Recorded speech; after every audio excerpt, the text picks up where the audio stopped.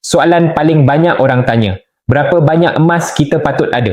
Jawapan paling mudah, ikut nasihat pakar kewangan. Tuan Zulkifli Syafiq, Tuan Syukur Hashim dan Tuan Azizi Ali masing-masing sarankan, simpan sekurang-kurangnya 10 hingga 15% daripada jumlah kekayaan bersih kita dalam bentuk emas.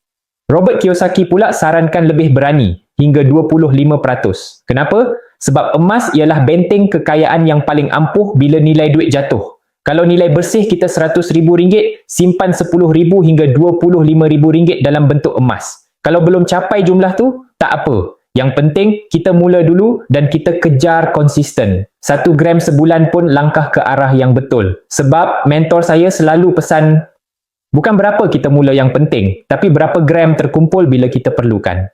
Nak mulakan simpanan emas di Public Gold, boleh hubungi saya dengan isi info di beg biru. Saya personally akan guide tuan-puan untuk tunjukkan langkah dan cara menyimpan emas yang sesuai dengan matlamat simpanan. Dulu ragu, kini tahu. Jom simpan emas.